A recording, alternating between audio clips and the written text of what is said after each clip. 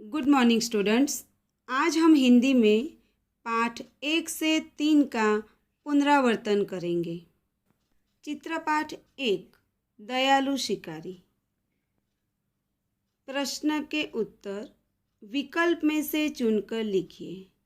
प्रश्न 1, शिकारी को किसका मांस खाने की इच्छा हुई?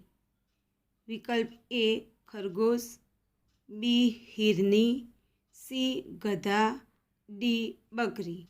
तो इसका उत्तर होगा हिरनी। प्रश्न नंबर 2, शिकारी ने जंगल में किसे देखा?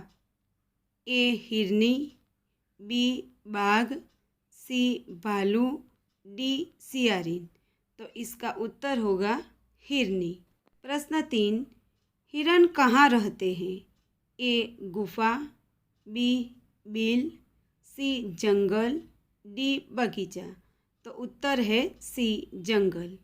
प्रश्न 4, पशु पक्षी के बच्चे को क्या कहते हैं? ए मेमना, बी गडरिया, सी भेड़िया, डी सावक। तो उत्तर है सावक। 5वां प्रश्न, शिकारी ने हिरनी की आंखों में क्या देखा? ए लोभ, बी आंसू, सी क्रोध, डी दया। उत्तर है आंसू।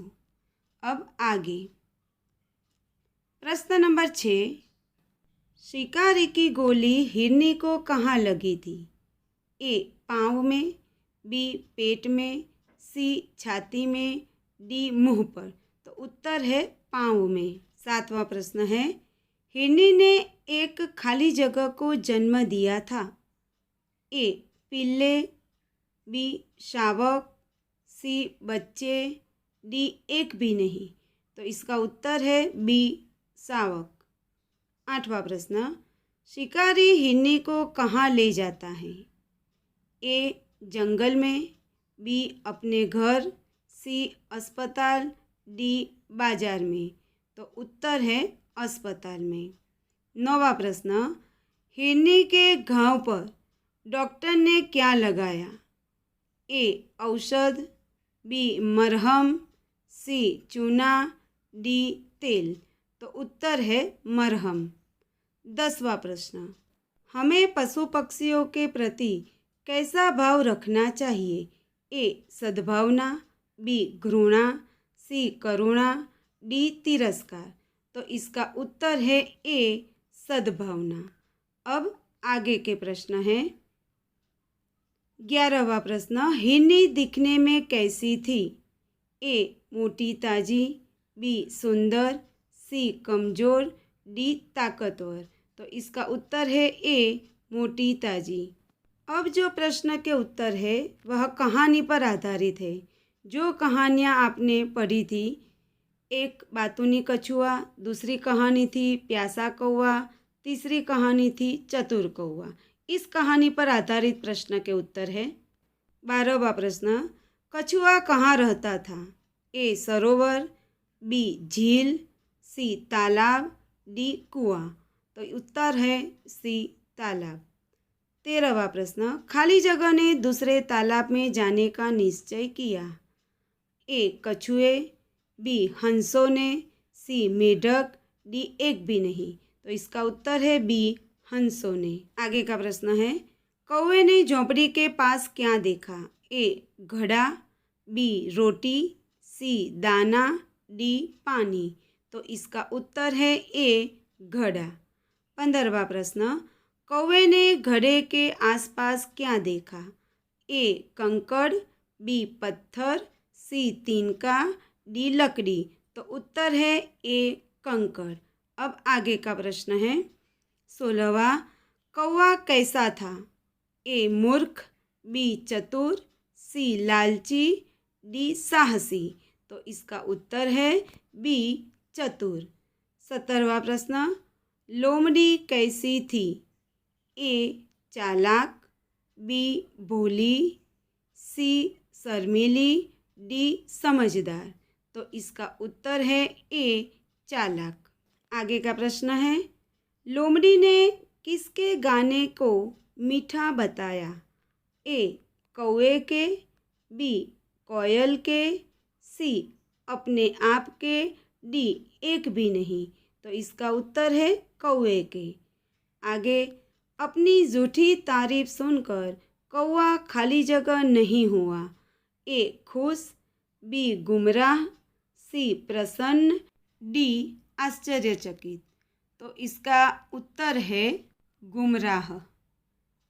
20, कौवा लोमड़ी की खाली जगह समझ गया।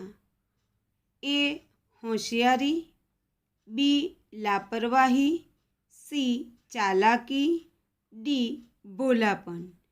तो इसका उत्तर है सी चालाकी। तो ये थे पाठ 1 दयालु शिकारी के प्रश्न के उत्तर। अब हम काव्य 2 एक जगत एक लोक के MCQ यानी कि वैकल्पिक प्रश्न के उत्तर देखेंगे। कई बार काव्य में काव्य पंक्ति भी रिक्त स्थान की पूर्ति के रूप में वैकल्पिक प्रश्न में पूछी जा सकती है। पहला प्रश्न है, हम सबका जीवन खाली जगह की एक कहानी है। तो उसके विकल्प है ए ऊंच नीच, बी सुख दुख, सी भेदभाव, डी शांति। तो इसका उत्तर है बी सुख दुख। दूसरा प्रश्न, हम कैसे तराने गाएंगे। तो ए है समता और ममता के, बी महानता के, सी एकता के, डी विविधता के। तो इसका उत्तर है ए समता और ममता के। तीसरा प्रश्न है, सबका रक्त कैसा है। ए शुद्ध, बी लाल, सी पवित्र, डी स्वादिष्ट। तो इसका उत्तर है बी लाल। चौथा प्रश्न, हमारा राग कैसा होना चाहिए। तो विकल्प है ए सुहाना, बी मधुर, सी सरल, डी ऊंचा। तो इसका उत्तर है ए सुहाना। पांचवा प्रश्न, हमारा सच्चा धर्म क्या है। विकल्प है ए पवित्रता, बी सज्जनता, सी सुंदरता, डी मानवता। तो इसका उत्तर है डी मानवता। अब आगे, छठा प्रश्न, हिल मिलकर हम खाली जगह का निशान लहराए। ए विश्व शांति का, बी विविधता, सी मानवता, डी समानता। तो इसका उत्तर है ए विश्व शांति का। सातवां प्रश्न, हमारा शरीर एक समान खाली जगह से बना है। ए हड्डियों से, बी हस्त, सी रंग, डी एक भी नहीं। इसका उत्तर है ए हड्डियों से। आठवां प्रश्न, खाली जगह में ऐक्य यही कर्म हमारा। यहाँ पर यह काव्य पंक्ति रखी गई है। ए व्यवहार, बी बोली, सी जाति, डी राष्ट्रों में। तो इसका उत्तर है डी राष्ट्रों में। नौवां प्रश्न, तेज शब्द का समानार्थी अर्थ क्या है। ए प्रकाश, बी जल्दी, सी मंद, डी शांत। तो इसका उत्तर है प्रकाश। 10वां प्रश्न, चेतन शब्द का विरुद्धार्थी अर्थ क्या है। ए सजीव, बी जिंदा, सी जड़, डी जीवित। तो चेतन शब्द का विरुद्धार्थी अर्थ लिखना है। तो इसका विरुद्धार्थी अर्थ है सी जड़। अब आगे के प्रश्न है 11वां प्रश्न, प्रगति शब्द का विरुद्धार्थी अर्थ बताइए। विकल्प है ए उन्नति, बी अधोगति, सी विकास, डी गतिमान। तो इसका उत्तर है, विरुद्धार्थी अर्थ बताना है तो उसका उत्तर आएगा बी अधोगति। 12वां प्रश्न, सबका जीवन खाली जगह के सूत्र में बंधा है। ए एकता, बी पवित्रता, सी जाति पाति, डी शांति। तो इसका उत्तर है ए एकता। 13वां प्रश्न है, मेहरबान शब्द का समान प्रास वाला शब्द ढूंढो। ए बगदाद, बी मज़ेदार, सी बागबान, डी कदरदान। समान प्रास यानी अंतिम जो 2 अक्षर है वह समान होने चाहिए। तो यहाँ पर उत्तर है सी बागबान। आगे का प्रश्न है, अंधकार शब्द किस शब्द का विरुद्धार्थी है? ए प्रकाश, बी अंध, सी अंधेरा, डी संध्याकाल। तो किस शब्द का विरुद्धार्थी अर्थ है?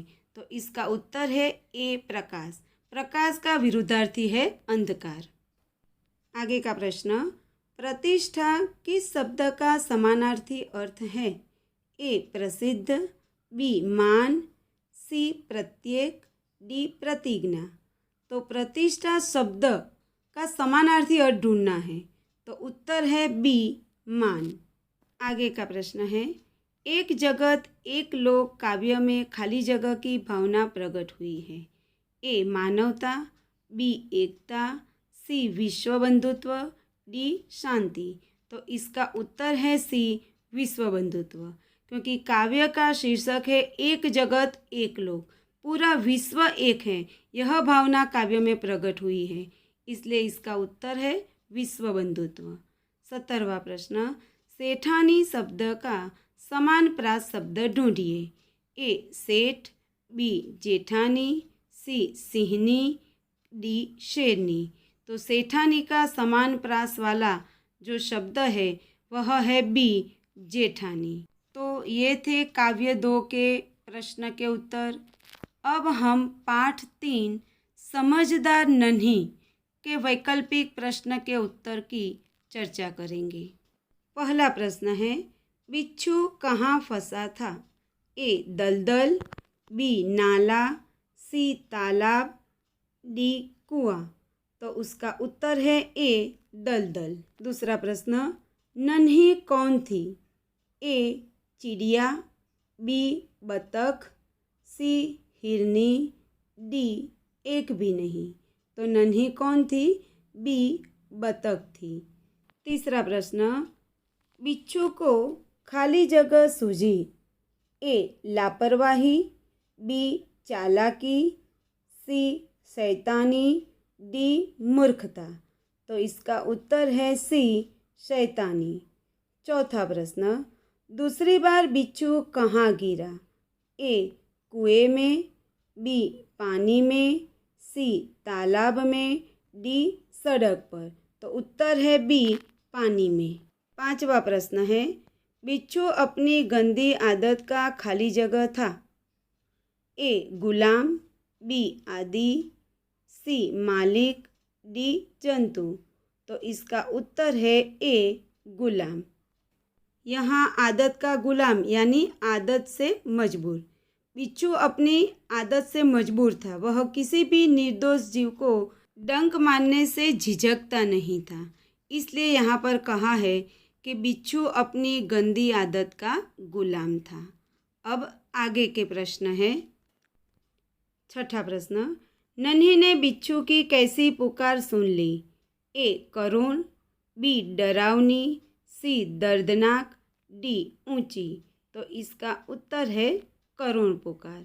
क्यों करुण पुकार थी? क्योंकि बिच्छू दलदल में फंस गया था, इसलिए वह सहायता मांगने के लिए वह नन्ही को पुकार रहा था, इसलिए उसकी आवाज़ में करुणता थी। आगे का प्रश्न है, बिच्छू ने किसकी बात को अनसुनी कर दी? ए माँ की, बी बहन की, सी नन्ही की, डी दोस्त की। तो इसका उत्तर है नन्ही की।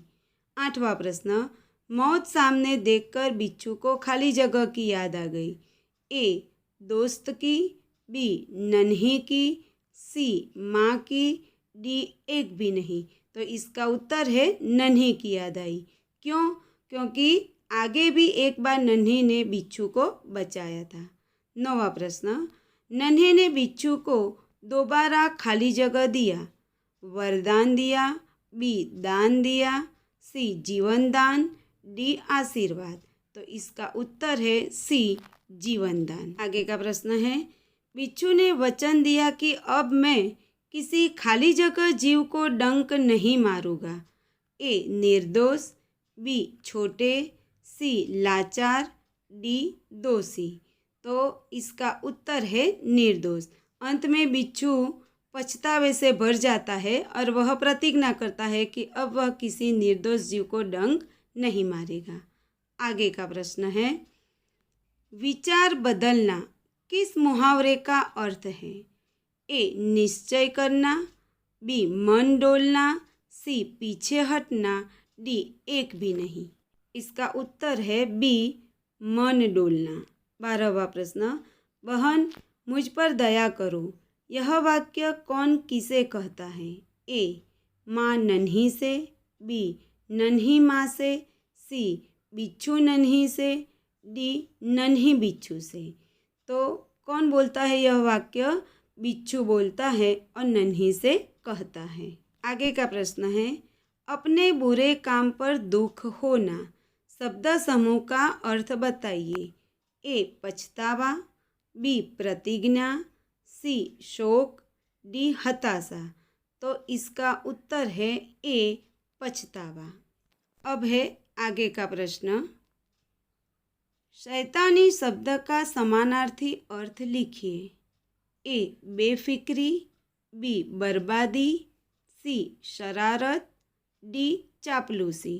तो शैतानी शब्द का समानार्थी है सी शरारत। 15वां प्रश्न, नन्ही प्रसन्न होकर खाली जगह लगी। ए थिरकने, बी गाने, सी हंसने, डी शर्माने। तो इसका उत्तर है ए थिरकने लगी। जब बिच्छू ने प्रतिज्ञा की कि अब वह किसी निर्दोष जीव को डंक नहीं मारेगा, यह सुनकर नन्ही प्रसन्न होकर थिरकने लगती है यानी नाचने लगती है। आगे का प्रश्न है, सूखा शब्द का विरुद्धार्थी अर्थ लिखिए। ए लीला, बी गीला, सी सूखी, डी हरा भरा। तो इसका उत्तर है बी गीला। आगे का प्रश्न है, नन्ही खुश होकर कहाँ चल दी? ए नदी में, बी तालाब में, सी घर में, डी एक भी नहीं। तो इसका उत्तर है कि नन्ही खुश होकर नदी में अपनी माँ के पास चली जाती है। 18वां प्रश्न, डंक मारना बिच्छू का खाली जगह था। ए स्वभाव, बी आदत, सी गुलाम, डी पागलपन। तो डंक मारना बिच्छू का खाली जगह था तो ए स्वभाव था। 19वां प्रश्न, मैं उसकी गंदी आदत छुड़वा कर रहूँगी, यह वाक्य कौन किसे कहता है? ए माँ नन्ही से, बी नन्ही बिच्छू से, सी नन्ही माँ से, डी माँ बिच्छू से। तो इसका उत्तर है कि यह वाक्य नन्ही अपनी माँ से कहती है, तो सी आएगा नन्ही माँ से। अंतिम प्रश्न है, भलाई करना खाली जगह का स्वभाव था। ए माँ का, बी बिच्छू का, सी नन्ही का, डी एक भी नहीं। तो इसका उत्तर है सी नन्ही का। तो विद्यार्थी मित्रों, यह था पाठ 3 समझदार नन्ही के प्रश्न के उत्तर का पुनरावर्तन। हमने 1 से 3 पाठ का पुनरावर्तन कर लिया है। इस वैकल्पिक प्रश्नों की PDF आपको ग्रुप में भेजी जाएगी। तो इस प्रश्नों को आपको CW में पुनरावर्तन करके लिखना है। Thank you.